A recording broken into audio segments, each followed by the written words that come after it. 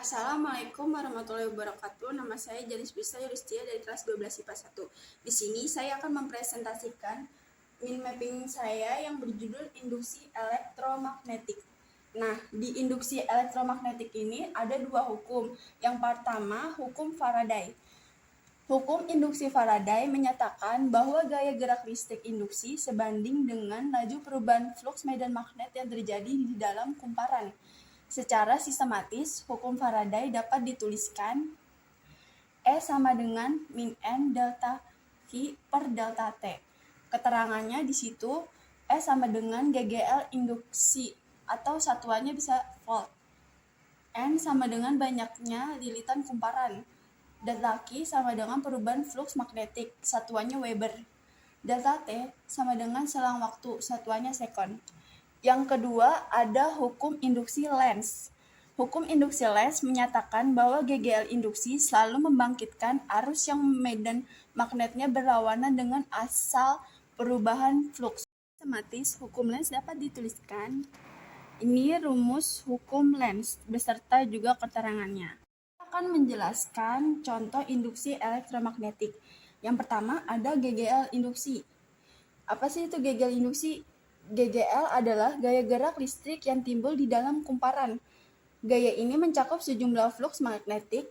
GGL hanya terjadi jika fluks magnetik muncul dalam jumlah yang berbeda-beda. Secara sistematis, GGL induksi dapat dituliskan E sama dengan min L delta I per delta T. Keterangannya E sama dengan GGL induksi, satuannya volt. Kalau L sama dengan induksi diri, satuannya Henry. I sama dengan arus sesaat, satuannya ampere. T sama dengan waktu kuat arus. Lalu di contoh yang selanjutnya ada generator. Generator adalah alat yang dapat bekerja dengan sumber listrik. Prinsip kerja generator adalah memutar kumparan di dalam medan magnet atau memutar magnet di dalam pak 10 kumparan. Apabila kumparan kutub disuplai oleh tegangan searah, pada permukaan kutub akan timbul medan magnet yang berputar. Di contoh yang ketiga ada dinamo.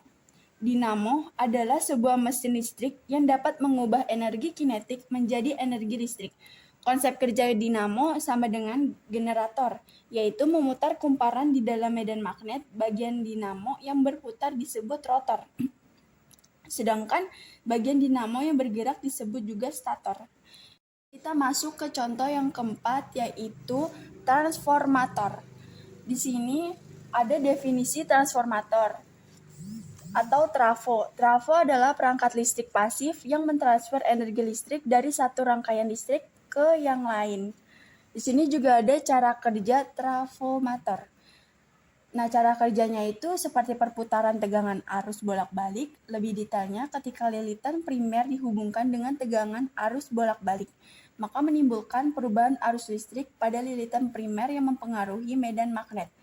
Medan magnet yang telah berubah ini semakin diperkuat dengan adanya inti besi dan menghantarkannya ke lilitan sekunder. Di sini juga ada jenis-jenis transformator.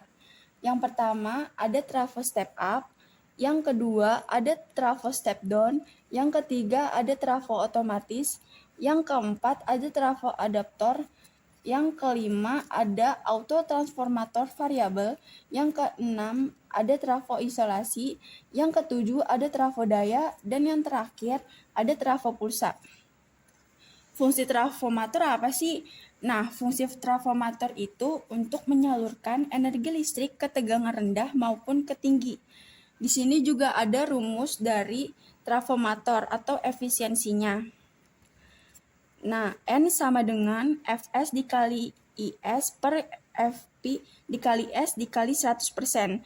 N di sini berarti efisiensi transformatornya. Kalau Vs berarti tegangan sekunder, kalau Vp berarti tegangan primer. Kalau IP arus kumparan primer, Is arus kumparan sekunder.